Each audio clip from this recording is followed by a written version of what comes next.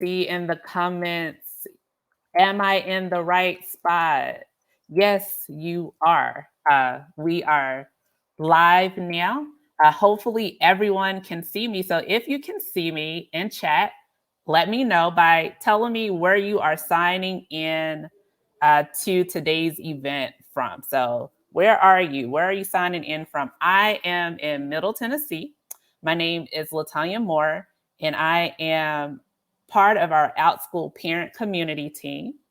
I love my work here at Outschool. I love connecting with parents like you and bringing you content that will impact your life for the positive. I hope that's the goal. So, this is our first homeschool centered event. And I'm really excited about this because I am a homeschool parent too. I have two teenage daughters who are in high school. So, I am here sitting next to you in our virtual seats, learning about how to create an impactful transcript so that my kids will also have a pretty good chance of getting into the school of their choice, whatever that may be or not be. So all that good stuff. So welcome, welcome, welcome. I see we have people from New York, Philly, Virginia, Louisiana, Seattle, Florida, Connecticut, Germany, San Antonio, Kentucky, just across the border, North Carolina, across the other border, Illinois. I used to live there. So I hope I don't know what the weather's like there, so I hope you're staying warm. And we're going to go ahead and kick off today's event. So if you've been in any spaces that I am a part of as part of the parent community, you know I don't like to waste time because time is valuable.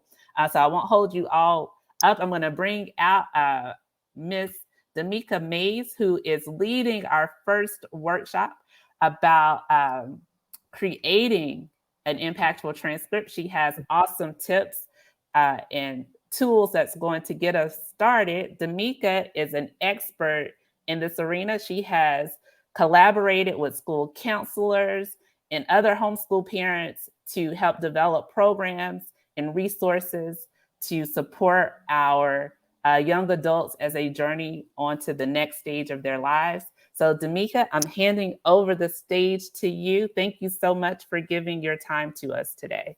Oh, thank you so much for the opportunity to share. I appreciate that. Hello, everyone. And just like Latanya, I don't believe in wasting time either. So we are going to get right to it. As she said, I have had the opportunity and I'm continue to work with school districts and with homeschool parents, working on college and career prep readiness programs, high school transcripts and schedules and so forth. And so my own children homeschooled for a while.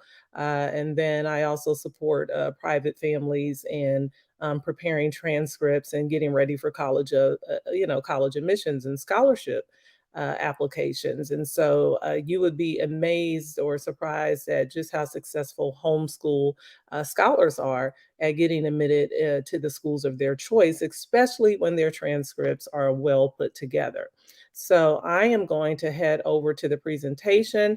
I believe that Latanya put a link to the homeschool transcript notebook that you can use to follow along with me as I share this information with you. And I will be taking questions at the end. She'll be monitoring that through the chat. So let's get started. So some of the topics that we're going to go over today is, what to know about homeschool transcripts, what to include on the homeschool transcript, how to organize the homeschool transcript, what template to use, and then what records to keep. So these are all very important topics as you are trying to maintain your scholars records and then develop a transcript. So, what should you know about the high school transcript? Before I even get into that, if you've downloaded the template, it is a Google Slide. I forgot to mention that Google Slide notebook, and you should be able just to click and create a copy, and it will save to your Google Drive. And I did put a little helpful indicator here to you so that you would know what slide corresponds with the presentation just to help you take some notes. So, what is a high school transcript? Well, it's an official academic record. It's shared with colleges and scholarship committees, and both use the transcript to assess your applicant's college readiness or their ability to do work on a college level. And so they verify the self reported grades that an applicant includes on his or her college application or scholarship application. Often, those applications require students to list all of their grades from 9th through 12th grade. And so the official transcript is used to verify what the applicant said. The committees also use the transcript to review the following information. And so they're looking at student personal information, the homeschool information, the GPA or grade point average summary, and then the academic history or record. And that's basically the list of courses, the number of credits that were earned per course, the grades, and then the overall GPA. And so your task would be to create or find a template to help you maintain your student's academic record. But before you can even create that record or that transcript, it's important that you research the homeschool law in your state or your local area about grad requirements, because you are going to want to use these requirements. I'm going to go to the next slide here. You're going to want to use these requirements to inform what your requirements are. So, looking at the high school courses on the websites of your top choice colleges and your state and or local school districts graduation requirements can help you to determine what are the total number of credits that you're going to require for your scholar's graduation. So establishing that early on as they're in middle school, or right before they start high school, you want to establish that early on, and you want to divide those total number of credits between the subjects. So, like English language arts, math, science, social studies, and we'll go into those a little bit specifically on the next few slides. So, knowing the number of credits that you will require per subject by looking at what courses are recommended by your top choice colleges, and then what the other students in your local area are required to take and have for graduation at the traditional or at the brick and mortar schools can help you develop your criteria. Also, per subject, you want to know what courses, identify the courses that your student will take per subject. So, if your student is really good in the humanities, like ELA or English language arts and social sciences, then you want to list, pre map out some of the higher level courses in that subject area. If they don't do so well in the STEM courses, such as math and science, then you probably want to stick with some of the standard or honors courses and avoid some of the advanced placement or the international baccalaureate, also known as IB, or the dual enrollment courses. So, as a homeschool parent, one of the unique privileges that we have is knowing and understanding our scholars' individual needs and their capacity for learning, and then what their interests are. So, unlike the traditional school system where we, are kind of forced to take certain subjects or certain courses, you have much more flexibility. So, I would advise you that as you're looking at the local and state requirements, grad requirements, and course requirements, to keep in mind what's best for your scholar instead of just putting exactly what's listed there. Remember, you're using it as a guide to determine what courses would be best for your scholar. Another thing that you need to think about, and this is one of the biggest issues that I see on a lot of homeschool transcripts or records when parents come to me to help them to improve the transcript, is that they never really determine what their terms or their calendar year would be. Perhaps when you were in school, in high school, you took courses that were, a full year, and you received a grade at the end of the school year, a final grade, or you participated situated in a calendar, academic calendar, in which you might have been in a course for a full year, but you received a final semester grade for fall semester and a final semester grade for spring semester. And so that's important to note. How are you going to report your scholars' credits earned, and then how many credits will they be afforded? And so you can see here on my screen what's typically used. Students get 1 credit for a full course year or 5 credits for a semester course year.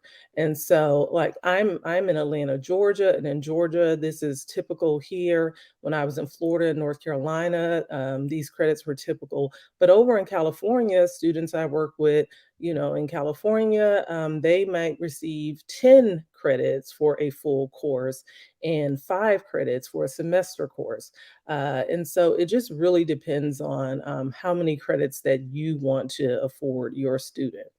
The grading scale, you'll want to know if you're going to report by letter grades or if you're going to report by on a numerical system and what that numerical system would be. So you have 0 to 100 here. And then the grade points, how many points will you afford to each grade? And we'll get into that on the next slide. And again, if your student is taking advanced courses such as honors, AP, IB, or dual enrollment, then you would award, or it's not required, but you could award extra points so that the student has a weighted GPA that is higher than their unweighted GPA. Okay. All right, so these are typical high school course requirements. Basically, when you look on, for example, if your student is interested in UCLA or Harvard or NYU, it would be in your best interest to research the college admissions websites of those schools to see what their recommended course requirements are. And remember, these are recommended, these are not required. Often parents will look at the course requirements on a college admissions website and say, oh, they must take these courses here. No, these are just general recommendations. And so typically you'll see at most schools that they want students to have 4 years of English language arts, 3 or 4 years of math. Of course, if your student is interested in majoring in a STEM field, then I would encourage you to go with 4 years of math, 2 or 4 years of social sciences, and you can see the type of courses that are listed in the social sciences subject, and then 2 or 3 years of laboratory sciences. Many school districts only require 2 years of science, but I can tell you again, if your student is interested in any STEM field whatsoever, then they definitely need to aim for 4 years of science. 2 or 3 years of the same foreign language, and that's very important. So if your student is taking Spanish or they are taking Chinese or Swahili, then they would need to take 2 years of that same foreign language. And of course, the more competitive a college is, I know you've heard of elite or highly selective or tier 1 colleges. Generally, I recommend that scholars take 3 years of a foreign language. And then, of course, you need to have some visual arts or performing arts in STEM or career tech electives mixed up in there. Okay. And so, what should you include on the transcript? Well, these are the key sections or the main sections that are listed on a transcript. You have the student information section, and you would provide the student's full name, date of birth, address, or projected or actual graduation date. So, what do I mean by projected graduation date? If you are, for example, if your student is a senior, a rising senior next year, when he, she, or they get ready to submit their college application, they will not have graduated. So you are required to put the projected graduation date. And if the projected graduation date is going to be May 20th, 2023, then that's what you put there. Now, if your student has already graduated and your student needs a transcript submitted, let's say for a scholarship or some other opportunity, then you would put their actual graduation date there. So that's the difference between the projected and the actual graduation date. For section 2, you have the homeschool section, and this is where you would put your homeschool name. All right. So if you're going to put your homeschool name, let's say you don't have one, you could always use your last name, or you could use a theme that's important to you, or something that you tried to illuminate in your homeschool. And so put that homeschool name there. If you're actually a part of a formal homeschool program, then you would put that there if that homeschool program does not already provide you with a transcript. Of course, you want to put the teacher or administrator's name, which would typically be you, and the homeschool address, which would typically be your home address, your phone number, and your email. And then we have the GPA summary section. And this is where you would list the unweighted GPA, the weighted GPA, and typically class rank is not included on a homeschool transcript unless you are a part of a large or accredited homeschool. So keep that in mind. Sometimes we have pods, and we might have maybe 20 students in a pod, and then that pod might have a class rank. And so if that's your situation, then of course you can consider putting that class rank there. You would need a legend or reporting key. And when we get to my example, you'll understand why. But it should explain any abbreviations or symbols, including AP, IB, H for honors. If you're taking courses on Outschool, I've had parents who like to use OS for Outschool, O for online. And so you would definitely put that in the legend. And then the key for your grading scale and grade points, so that the committee understands how you're reporting and assigning grades.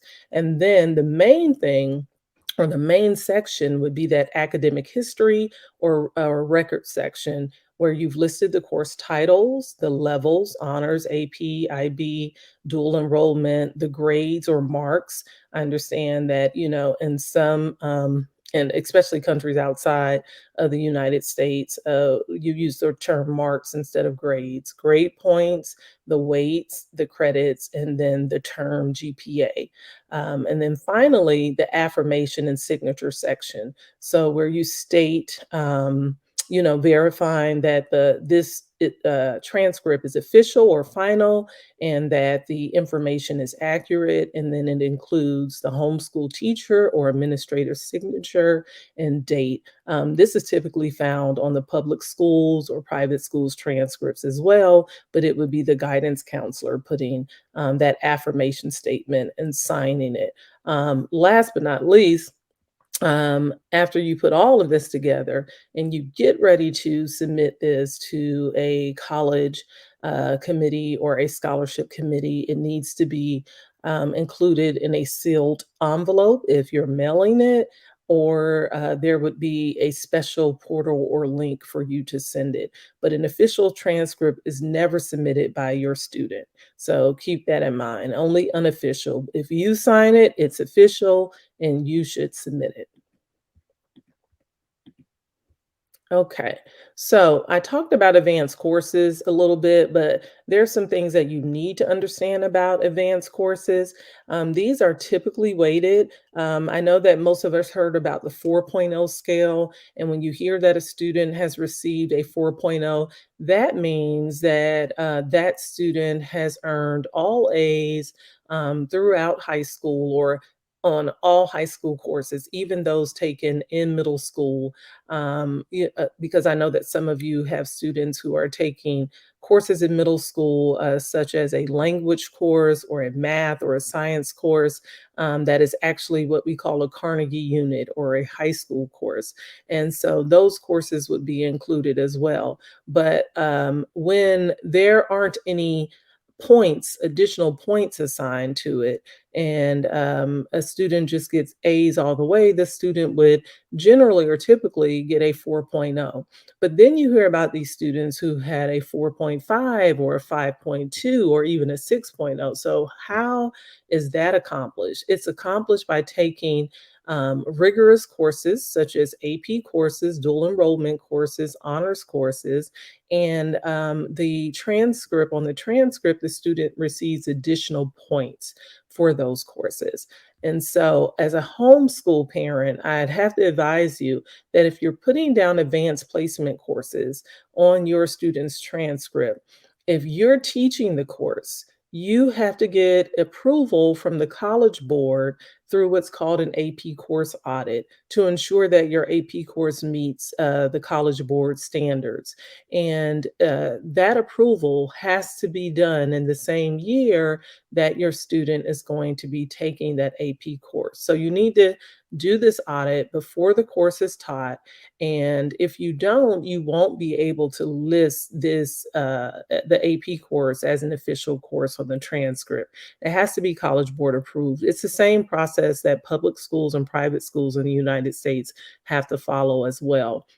One way to get around that is that there are, resources out there that you could use for your student to take AP courses. They can take it at your local community college. They can take it through free programs like edX. And then there are AP courses offered on Outschool, but you would just need to confirm with those teachers that their AP courses have went through the AP course audit. All right, so that's important. Um, but I do want to say that if you don't go through the audit and you use the AP curriculum, that you can list it as an honors course because the AP curriculum is accelerated. And so you can list it as an honors course. Last but not least, the dual enrollment courses are courses for which students earn both a high school and college credit at the same time. And these courses are typically taught at the community college. Sometimes it's offered at your local high school, and homeschool students can take it there. And it may even be offered at a four-year institution in your local area. And so, typically, your student would get a transcript from the community college or local college that lists those dual enrollment courses, but they can also be included on your high school transcript too, and they should be included actually. Okay, so here's an example of high school graduation requirements and grading and reporting. And so required credits would typically be listed, and you can see here the required credits by subject area and then the required courses by subject area. And so you would kind of map that out for your student before he or she begins high school. And if they're already in high school, then just make some adjustments so that you have a clear pathway to college readiness here. And so what I've done is I've listed some of the courses that are typically recommended and that most college applicants will have on their transcript. And so, you can just take a look at that and jot some notes down there. And then credits awarded per term. If you're just going to give a final grade for a full year course, it would be 1 credit. If you're going to give a grade per semester, zero point 0.5 credits is recommended. If the student is taking a 4 to 9 week course, you can give 0.25 credits because there are on Outschool, we have the 4 to 9 week courses, you have the full semester course, you have the full year course. And so when you're talking with teachers, if they are working with you to provide grades, then you kind of want to talk to them about how you would like those grades reported. So it's basically the frequency that you like it reported and then the credits. All right, and then you can see grading scale right here. So whether you're doing letter grades or numerical grades, these are typically the number of points that are awarded per grade. or per numerical range. And then for additional course weights, if the student is taking honors, AP, IB, or dual enrollment, typically they would get an additional point. Some get a point and a half, and then honors a half point or a point. For some homeschool parents, they just like to give a point for any advanced course just to keep it simple. Okay, so how should you organize the transcript? So you would want to organize the transcript by including all of the sections that I listed before, but you would put the student information, homeschool information at the top center of the transcript. So on one side, on the left margin, would be the student information, and on the right margin would be the homeschool information. And then along the left margin, you would put the GPA summary, the legend and reporting key, and then the body of your transcript. You can organize by academic year, by grade level, or by subject, and list all of the courses taken, the grades earned, the weights, and number of credits. So we're going to look at an example. Okay. And so you can see here on my screen an example, but I'm going to go specifically to a larger one so that you would have a better idea. Let me just share a different screen. Hold on with me one second. Okay, here's the transcript. And let me enlarge this.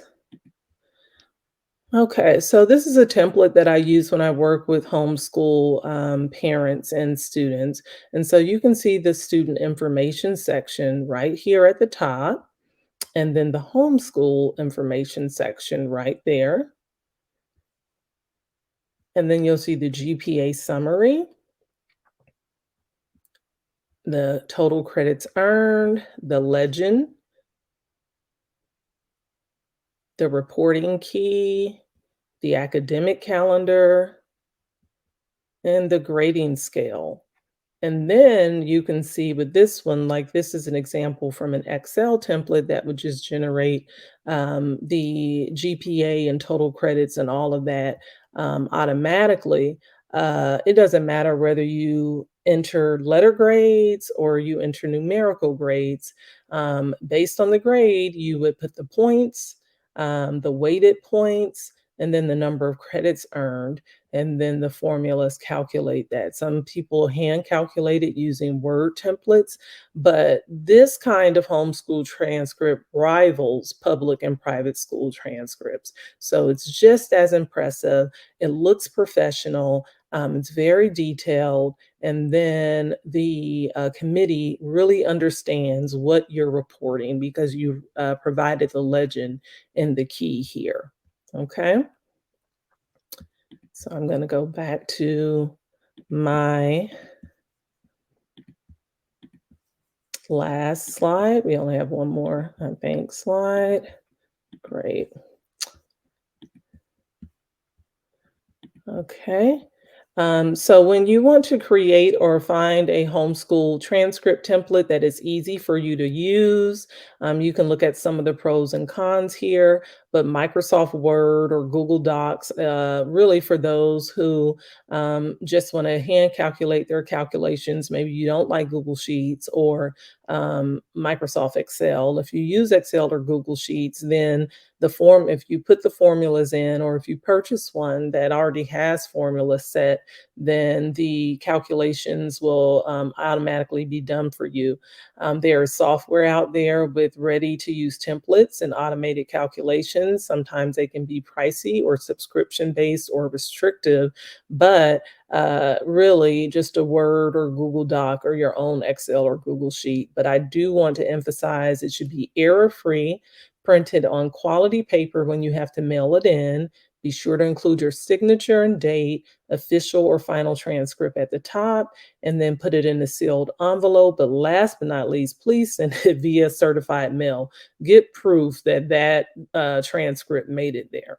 Okay. And finally, what records should you keep?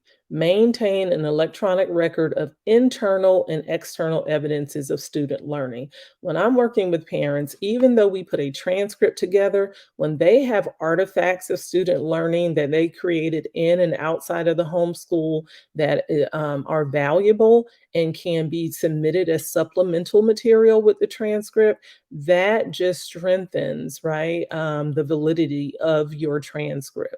And so these are some examples of internal evidences, meaning data collected in the homeschool, and then external evidences. And so, again, major assignments, portfolio of original work, test reports, official grade reports, certificates, that all of that you may have received from online programs like Outschool or edX, tutoring centers, private teacher courses or lessons, college and community university courses, summer programs, and then you can see some of the ones that are listed here. Okay, next steps. Research your state's homeschool and local graduation requirements and grading and reporting systems. Use the information to help you establish your grad requirements and reporting system. Create or find a one-page Word or Excel template, or you can get software. There are, MS Word and Excel templates out there for a nominal fee. I even have some as well that parents use. Establish and maintain a record keeping system for internal and external evidences of student learning.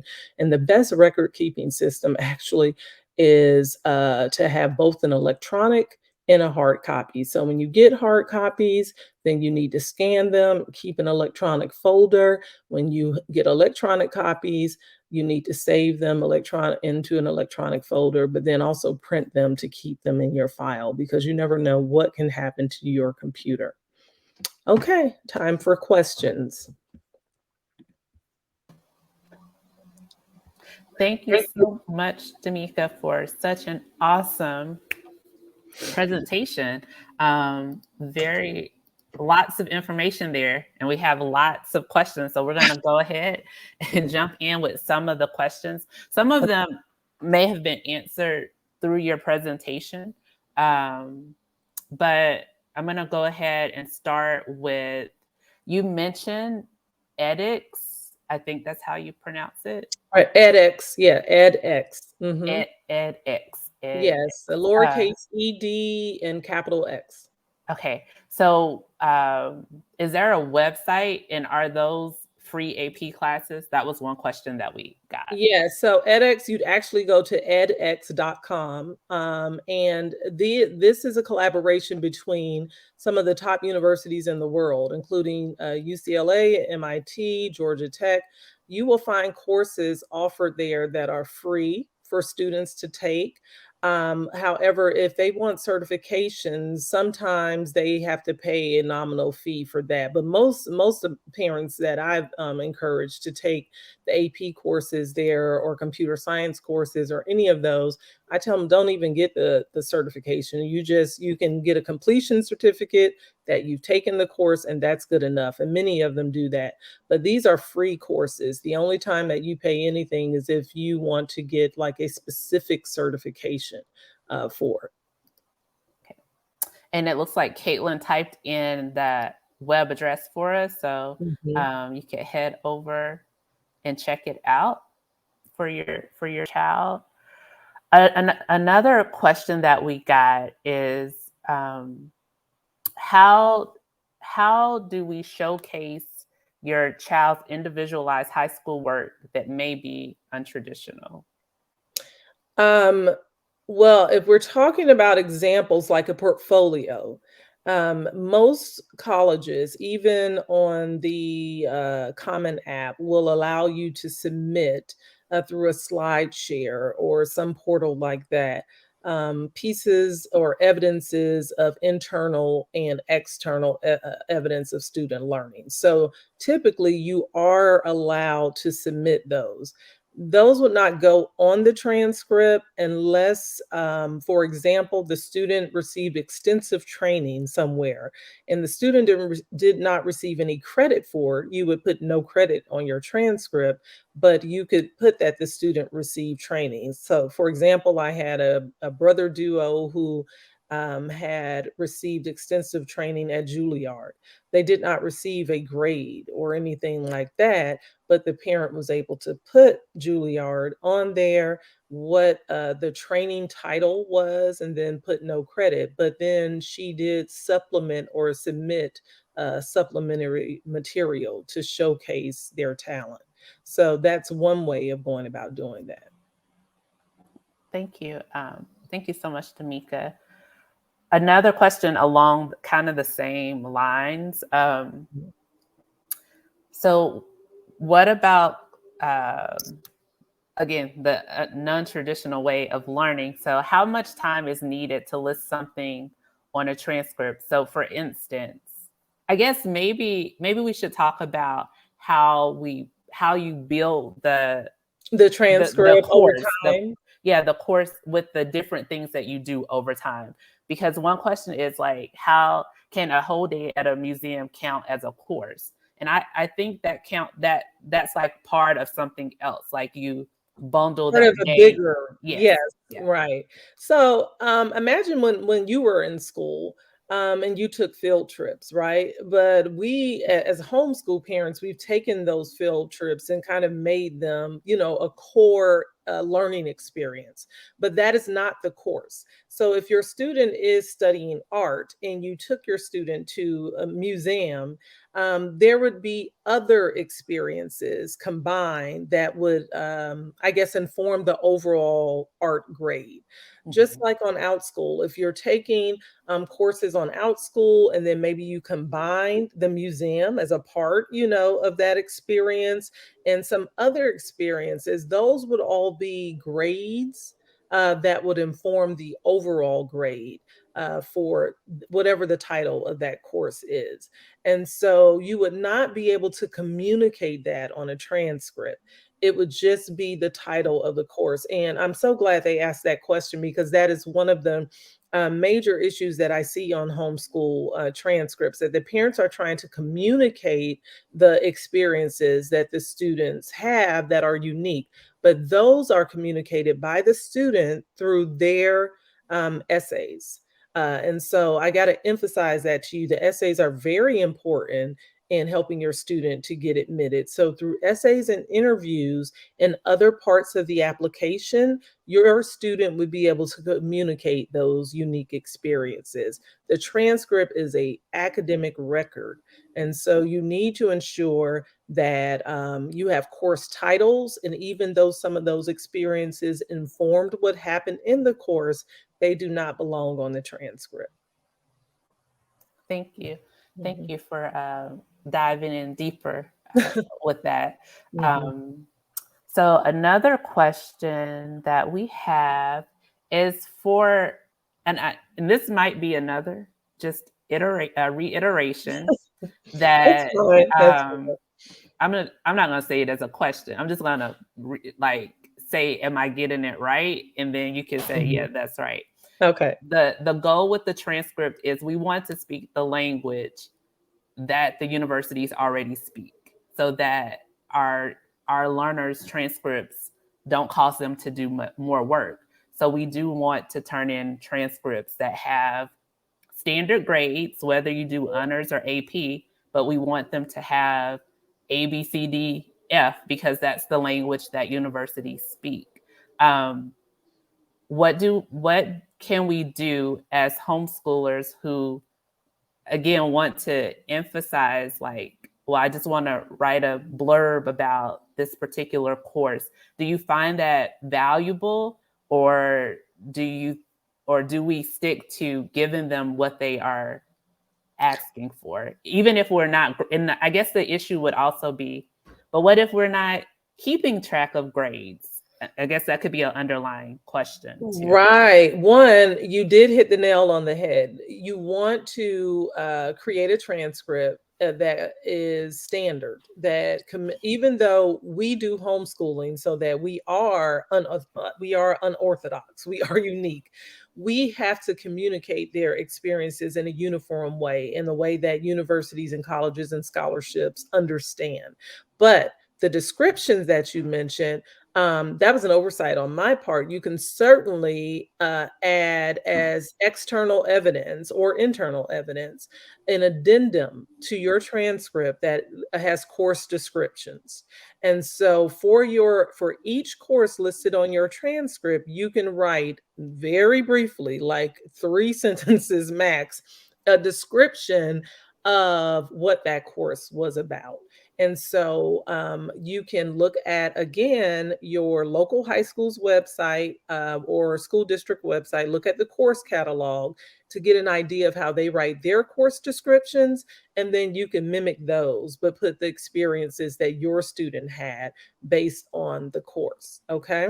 But standard courses are important. So if your student is taking geography, right, you need to put geography, but you may have taken them all over the world and they may have also been in, museums and all of that. Put that in your course description, but it's still geography. That is a course that the college admissions committee and the scholarship committee understands. Okay. I think we have time for 2 more questions. I had a break scheduled in here, but I don't think we're going to get to the break. No, it's not. No. I'm not saying that as a negative thing. I just want the people who are here to know that we probably won't get a break. We're going to jump right into the next conversation with Sarah and Alycia. But I do want to get a couple more questions in because they are really great questions. And I want as many people to feel heard and seen as possible. But they can email me through Outschool as well, so okay. They can do that. Okay, so the 2 questions I'm going to ask. One is going to be about community college because that one came up a lot. I want to kind of make sure that that we get your feedback on it. So if your child is taking classes at a community college as a dual enrollment, do those classes go on that transcript too, or do they turn in a separate transcript? That's a great question. You will include it on your transcript. I think I touched on that briefly. I know I touched on a lot of information in that presentation. You will include it on your transcript, but you will also submit with your transcript the college's transcript as well. So that is a piece of external evidence that strengthens your transcript. Just like if you have Outschool grades, you can also submit those as supplemental material to strengthen the transcript. If your student attends programs and they received an assessment, or they receive feedback through music lessons and all of that, like most private lesson teachers at the end of the year, they give a summary or an assessment or an evaluation of that student's performance or work or talent. You can include that as well. But yes, you would list it as a course on the transcript and then submit it with the transcript or submit it at a different link. Sometimes the university will give you a different link. And so you'll have to ask about that. And then on that same vein, on the same wavelength, because we know that community college and college courses may be a little more, well, they might be more rigorous than what a child would do in a homeschool class. Can we change a semester community college class to a full year credit for a high school transcript? So how does that work when you transfer them over? If it was a semester course, you need to maintain that it was a semester course because the transcript from the college will indicate it's a semester course. But if you did a part 2 to the course, like second semester, either through Outschool or on your own, you would just put that on the transcript in the second semester. And then it would be the same title, but the abbreviation, I don't know if you caught that on my example, but I did put parentheses behind course titles that were from the legend, like OS for Outschool, DE for dual enrollment. So it would indicate to the committee that, oh, the student took the first semester, as dual enrollment, and the second semester was taken through Outschool or Homeschool, like AHS for homeschool. Okay, I said two more questions, but those two are kind of together. So Okay. these are kind of like the last ones. Uh-huh. Should the student still take the ACT, SAT? So you can just say yes or no if you Yes, whatever. yes, yes, yes, yes, yes, yes. Test optional. Um, Test. Let me tell you about test optional very quickly. Latanya, I'm going to try to be very quick on this. Your student needs to take the SAT or the ACT. Why? Because when you look at, write this down, common data set. Google the name of your top choice school and put common data set after it, and then go to the first year enrollment section. So common data set is the data report required by the federal government, that the federal government requires all colleges to report each year, and they have to give a host of information from enrollment to first year stats and everything. When you look at the percentage of students who submit their SA and ACT scores and were admitted, you're going to find that 75% or more of the students who were admitted to the university submitted an SAT or ACT score. So when they say test optional, that 25% who did not submit it, those were exceptional students, like almost cured cancer, going to the Olympics. I just want you to understand that you need to take that. And secondly, unless you're rich, you're looking for scholarships, merit aid, and the scholarships require SAT and ACT. And then, y'all, I'm not going to get to all the questions, but Coach Damika has shared that you can reach her on outschool.com on her page. So she has opened up her chat to y'all. So, and the contact information is on the last slide of their notebook. So in case they forget, it's there on the last slide of yeah. their notebook. And then the last question was, so they want your transcript template. So do you have, is that something that you are willing to share? That link is at the end of the transcript as well. Oh, okay. So, but yeah. unfortunately, but it is for a small fee. It's for a nominal fee. So I just want you to know that. But you would get 2 Word templates and then an Excel workbook that includes 2 Excel templates. One if you want to report by subject area, the other if you want to report by grade level. And then the exemplars are there so that you could just look at the exemplar and follow it step by step. Thank you so much, Coach Damika, for such a meaty conversation and answering so many questions. I know it has helped me as a homeschool parent too. Thank you. Invite me back anytime. I just love sharing. Like I said, I'm an empty nester now, and so I can share information, and I continue to work with school districts every day. So that's fine. Well, be on the lookout because I'm pretty sure you will be invited back. All right. Thank you so much. You all enjoy the rest of your day. Thank you. Bye. Bye-bye. All right, everyone. Thank you all for coming to today's event. We still have more to go. Joining me next on the stage will be Alycia Wright and Sarah Miller Snyder. These are 2 homeschool parents. They are currently homeschooling, and they also have worked with transcripts before too. So they're going to share a little bit about their story from the homeschool parent perspective. So we heard from Coach Damika, who gave us like the tips and tools and strategies to get the transcript created. And now we're going to connect with some parents who are out here getting it done. So thank you so much for still being with us, and welcome to the stage, Sarah and Alycia. Hi, Sarah. Hi, Alycia. Hi. Thank you so much. Thank you all for being here today and being willing to share a little bit about your journeys. I know that, I'm going to speak for myself. I know that sometimes when you're in the middle of doing and sharing the story, can be like, well, I haven't totally figured it out yet, and I'm still learning alongside you. So I don't know, but I think it's very valuable to also share as we're going through it, and for those that have done it before, just to know, like, well, it is possible for the regular homeschool mom like me to get it done. So before we jump in, I'm going to just I want to know a little bit about your families. I'm going to try to change this to see if we can get it. I like this better.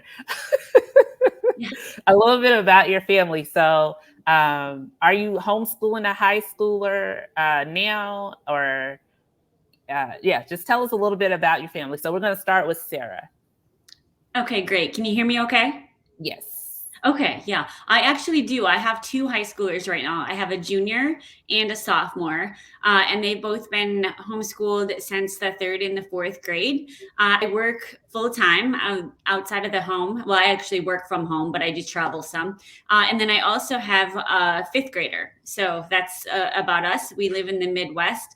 And then, when we talk about the transcript, I can just add a little bit about the NCAA because my two oldest are on that path. So that adds a little bit of complexity to the transcripts. Okay. Thank you so much, Sarah. Alycia, tell us a little bit about your family. Sure. Yeah, we're a homeschooling family in Richmond, Virginia. My oldest daughter will be 18 soon. She's a junior in college. I have a 13-year-old who's heading to high school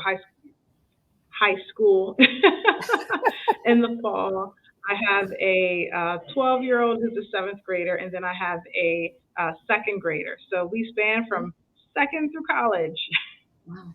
All right. So this presentation is a little bit different because it's more Q&A style. So if you all have questions for Alycia and Sarah as we jump into this conversation, please ask them, and we're going to do our best to answer as many as we can. So Alycia, you have shared with us that you have an 18 or almost 18-year-old that's about to graduate from college. So how did that happen? Like how did you get her into school? Well, she actually was radically accelerated. And she actually attended in the very beginning a little Montessori school, and then we started homeschooling her in the 4th grade. And we homeschooled her straight through from there. And what happens with homeschooling is that you're able to take classes and move at your own pace. And so she was able to do that quite freely and take a lot of advanced classes that didn't necessarily meet her, her number age, but met where she was with regards to academic coursework. And Sarah, what's funny is that she was also a swimmer. We were on that same path for quite a while until she became allergic to chlorine. Oh no. Which is sort of, like the kiss of death doom for a swimmer. But yeah, that was another part of our journey. And yeah, I think just her being able to take classes on Outschool and in the community, using resources that we have, really allowed her to accelerate at quite a pace that when she was, I think she entered college full-time on campus, living in dorms at 15.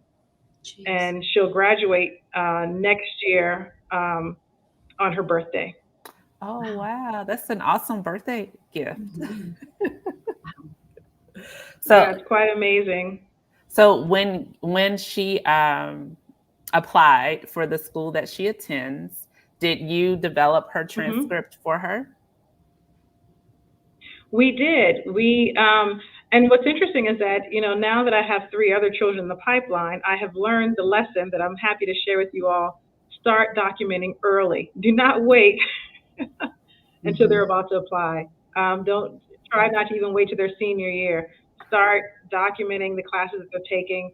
If they are classes that can receive credit, or even just activities and awards and things of that nature that really don't have a time span on them. But yeah, we did create transcripts for her when it was time.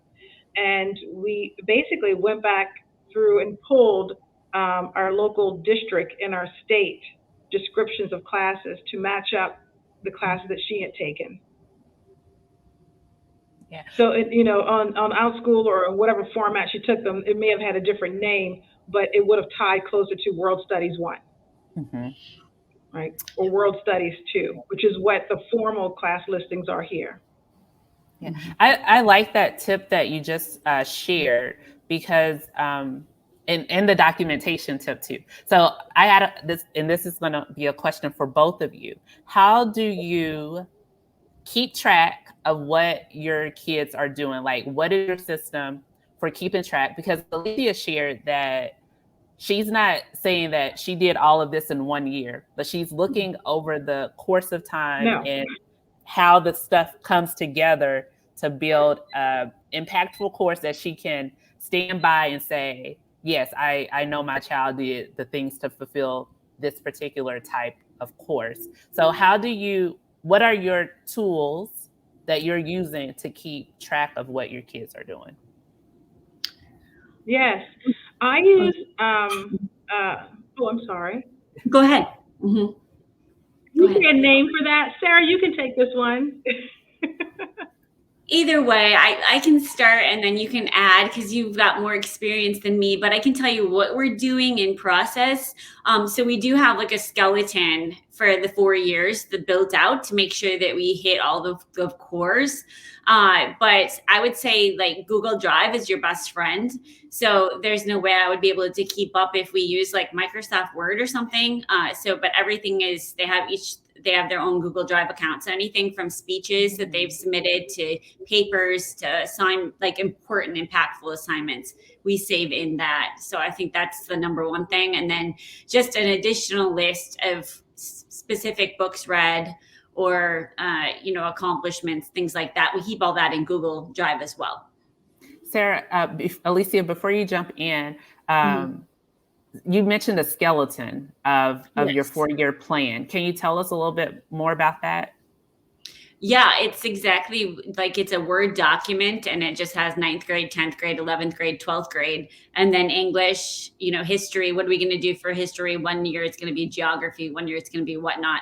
All the core. And then the electives, we kind of brainstormed at the beginning of 9th grade what they might want to do, but honestly, that changed a lot. We have used both full semester classes with Outschool, and then we've also pieced together things. I'll give you an example. My son took geography when he was a freshman via Outschool. And for that one, we did speak with the teacher because it was a full semester course about how to write it up, what we needed to save. She was really helpful. But we've also done some of our electives. Like my daughter, she took a lot of entrepreneurship classes on Outschool and graphic design. And for those, we definitely pieced it together. So I just kept a separate list. And I should add too, we have a supervising teacher. So I try to outsource everything that I can. So I just wanted to add that really quick because having that is a huge peace of mind. So when I say I'm doing this, I give her the information. And I think this all seems really overwhelming, when you hear that first presentation. But for me, if I didn't work, I probably would do it myself. But it's just something else to take off my plate. So that's just an option. It really is reassuring. The con to it is you have to meet with her, but the pro is just you can you get all these things and then you just pass it on. So that's nice. Thank you so much for giving us a little bit more detail about how you homeschool, because we're all doing it differently. And I appreciate hearing other stories. Alycia, what tools are you using to help you keep track of the things your kids are doing?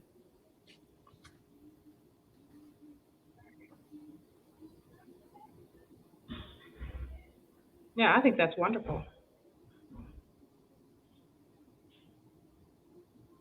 I think there's a delay, maybe. Yeah.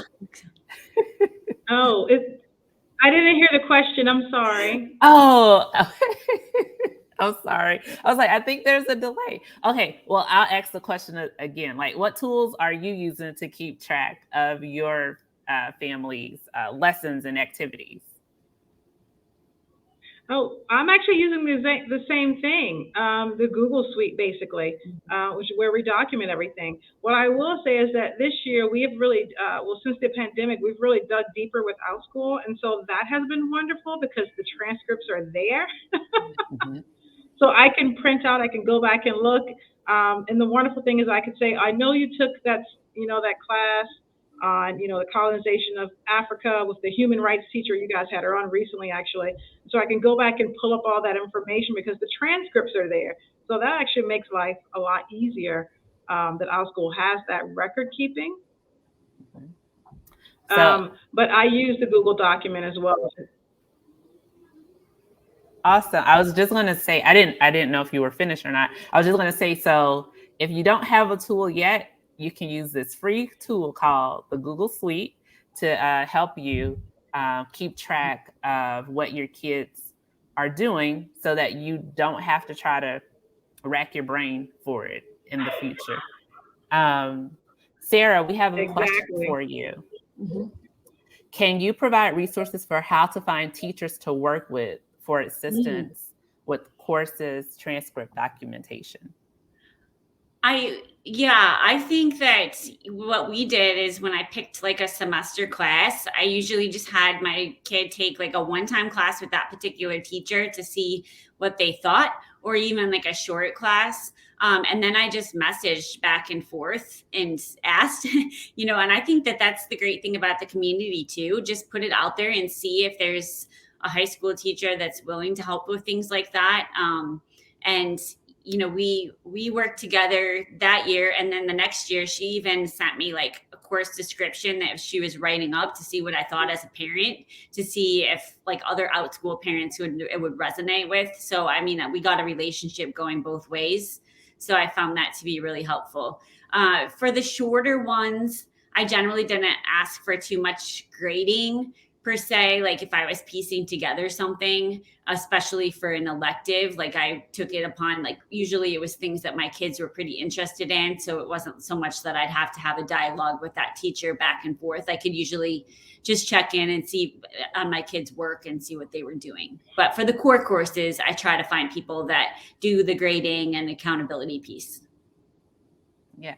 Thank you so much for sharing. So the teachers that you work with are often teachers that your kids are taking classes with on Outschool, and you reach out to them to make sure that the course that's being offered will provide the information that you really want your kids to get. Is that right? That's right. Mm-hmm. Okay. Exactly. Yeah.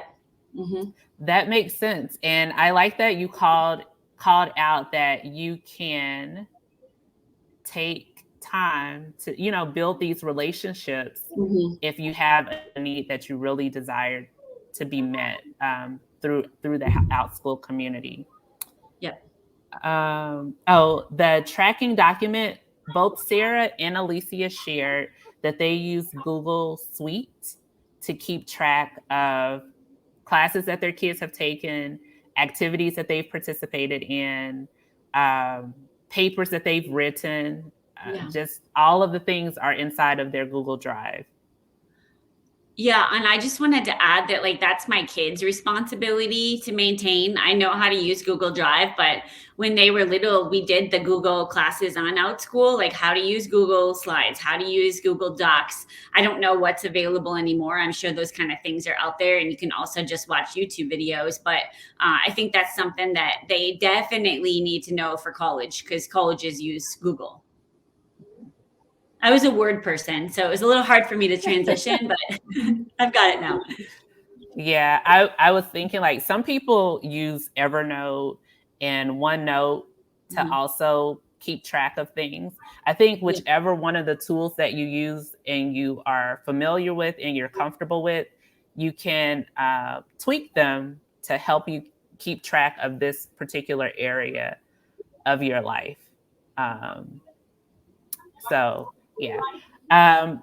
Sarah, you mentioned that you all are NCAA parents, hopeful parents, family. So can you tell us a little bit more about your experience and what makes that different from? Yeah, the difference is you have to make sure that you fulfill specific core courses for NCAA purposes. So if your child has ambitions of competing Division 1, 2, or 3, I mean, I could talk for an hour on this, but the website's really helpful. But you do have to do one extra step, which is called the CCW, and you have to write it up. It sounds really overwhelming, but it's not. But you have to keep track of. There has to be a textbook associated with the course. And then there's like these non-traditional versus traditional and approved versus non-approved. But I can guarantee you, people get all wrapped in arms about whether or not a homeschool class is approved. It doesn't matter. You can have your class, your child do whatever, but you just have to write it up in a way that there's some type of evaluation. And again, there's a textbook and you can get it approved. You just have to do an extra step writing it up. So if you want to use Outschool and it's not like this traditional NCAA approved, it's okay. You just have to fill out this one simple form. Okay. So they require some words, they go beyond the regular transcript. So it would be important to have course descriptions for your kids on the NCAA route. Yeah, and if you think they all might have a chance, might have an inkling that they want to, just take some time in 8th grade and really get to know what the requirements are. They're not very much different, but there are some specifications, especially about when you can take certain things, and like foreign language, for example, is a little different. There's just certain things that are different. Okay. Thank you so much, Sarah, for giving us a little insight about your journey. Alycia, I know you said that was something your family was looking into earlier. We did get a question. So what's the purpose of the NCAA route? You mean that's if they want to participate in athletics, like if they wanted to play basketball or soccer or hockey or anything like that, and not on the club team in college, but actually as on the college team. Okay. Alycia, did you have anything to add to that? No, not to the NCAA route.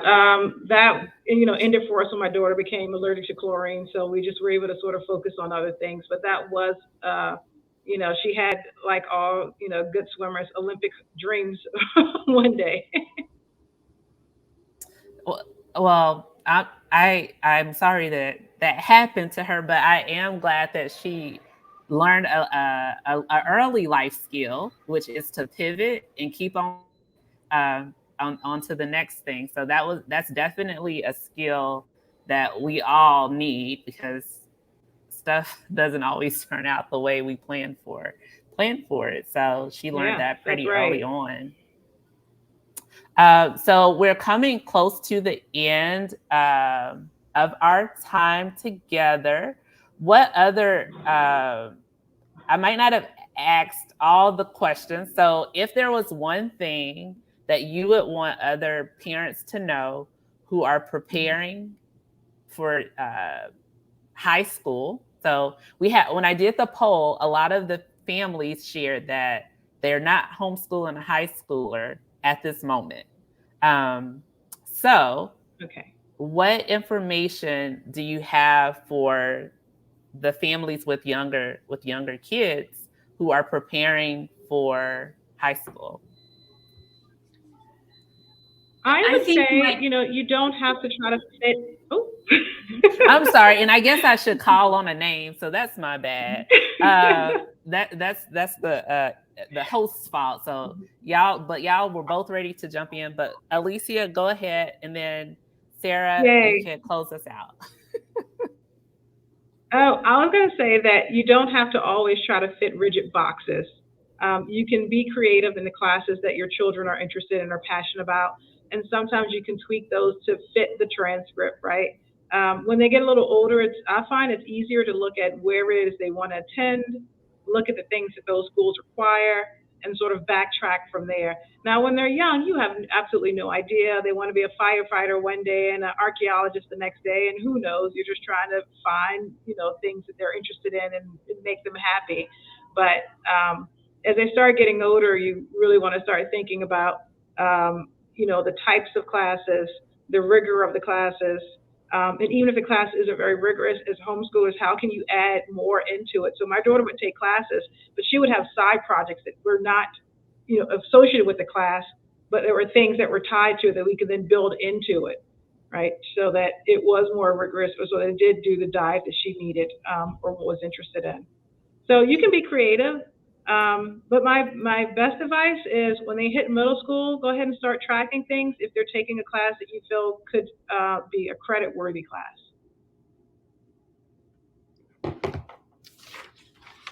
Your turn, Sarah. Okay. Yeah, I can wrap up. I would say there's two things I would recommend. The first thing that's kind of eased my kids' life a little bit is we tend to do a lot of our elective work over the summer. Both of them work and are in sports and stuff. So doing that, like Outschool has been really helpful for that. And then I think the other thing I'll end with, I didn't intend to keep them homeschooled in high school, but it actually has been a real blessing. And partly because they never lost a beat with COVID. But the other part is just we've really been able to make the electives into things that are going to help them down the road. And I think Outschool has been a big part of that, like even things like personal development classes or life skill classes, cooking, things like that we've pieced together for the electives. So I think that's been the most fun part of the homeschooling in high school. We got one more question. Mm-hmm. And have you or will you utilize dual enrollment? That was a question that we got from the one of the attendees. We aren't sure. Like we're still trying to decide for the last part, but yeah, we've had that. My daughter does take some at a co-op, like that. That's a little bit more complicated. But my answer is I'm not entirely sure. We will be using dual enrollment for my daughter. When she hits probably 11th and 12th grade, we'll most likely be at the community college. And I'll share that my daughter, she will be a senior in high school this year, and we did sign her up for dual enrollment. So she'll take her first classes in the fall. And it was a pretty simple process. I would say reading, from what I've learned, is that reading is key to whichever direction you're going. Reading that information for yourself is key, because some stuff, it can feel more complicated until you actually just sit down, read the information for yourself, and do it. It's such a straightforward process. And I'm going to share that she hadn't taken her ACT yet. Not that she's not taking it, but when we applied, because I wanted to make sure I got the stuff in early enough for her to be able to do it in the fall, I created the transcript following a lot of those tips that Coach Damika shared earlier. I did utilize a program because I'm like, I don't trust my math skills today. I don't need anybody to come back saying you typed in something wrong. Let me just use one of these softwares. And if you Google it, you're going to come up with several homeschool transcript software programs. And I just typed in the information, and I used their language, and she was accepted. I didn't have any additional words. I kept it real simple. I just gave the people what they wanted and turned in the application online. And then in our state, in the state of Tennessee, so going back, utilizing those state school district websites can be, not state school district websites, that was a lot of words, but the Department of Education for your state, going to those pages, it's really helpful. In our state, they have the opportunity for the residents, the kids who've been here for most of their childhood, to attend classes for free. So that include the dual enrollment classes. So going through and getting that information for the state that you live in can also be impactful and help your homeschool, so you're not coming out of pocket, for these things if you don't have to. So there are, tons of resources that your family could possibly use. And like I said, my tip would be sitting down and reading some of those things for yourself, and just trying it out, and then seeing if it's as simple as Sarah has shared, like the NCAA isn't as hard as it sounds, and applying for college for dual enrollment isn't as hard as it sounds once you just sit down and do it. And the last thoughts, someone asked AP versus dual enrollment. Now, I don't know. I'm going to say I don't have like this beautiful answer. I know I wasn't about to go through the process of making sure that my AP class was a real AP class. You do have to find teachers who teach real AP classes. And then when I think about my experience as a high school student, because the way that I operate is taking the information I've had from living these experiences myself. Even though I took AP classes in high school, I did not take any of the tests.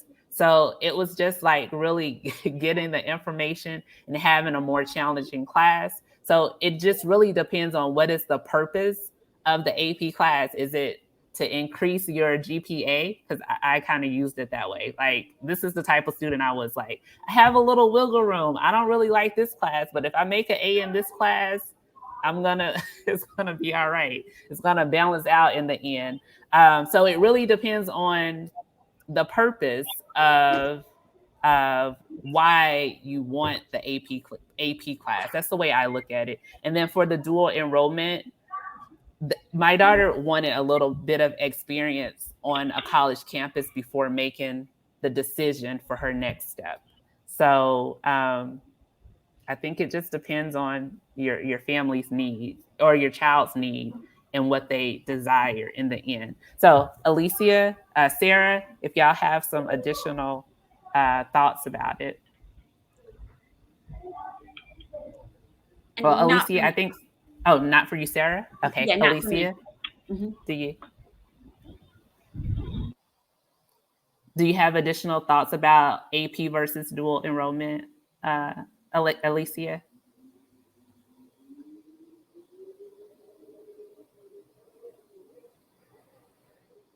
I don't know if it's frozen, y'all. Alycia, can you hear me?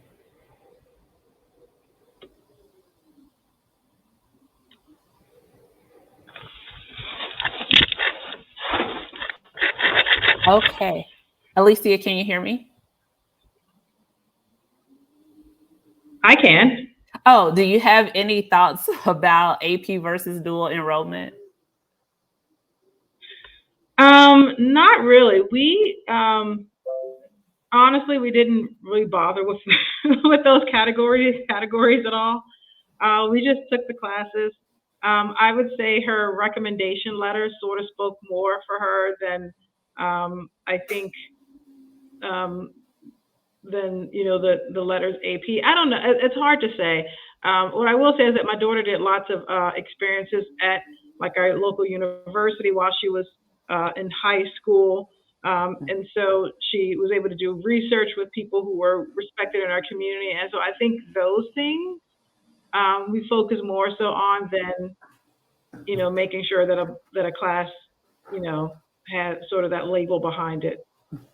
Yeah. But that was our path for us. But I do know, that's an ongoing conversation. With my rising high schooler, we're just looking to do dual enrollment when she hits about 11th grade. Yeah, that was our experience too. Well, thank you, Sarah and Alycia, for your time today. It was great hearing about your experiences as homeschool parents with high school students, former high school students, about to be high school students. We got the whole list. It was great connecting today. thank you all for attending today's event. We hope to have more events geared towards conversations that matter to homeschool parents like you. If you want to connect on Hopin, up next, you can jump into the networking event that's happening now. And what it'll do is match you up with other parents who are also in the networking event. So if you want to meet other homeschoolers, outschoolers, go ahead and jump into the networking event to make those connections. It'll be open until 15 past the hour. Again, thank you, Alycia. Thank you, Sarah. And I hope to see you all in the networking section of the event. Thank you. Bye-bye. Bye-bye. Oh, thank you very much. This has been great. Thank you, LaTanya. Thank you, Outschool. You're welcome. Bye, everyone.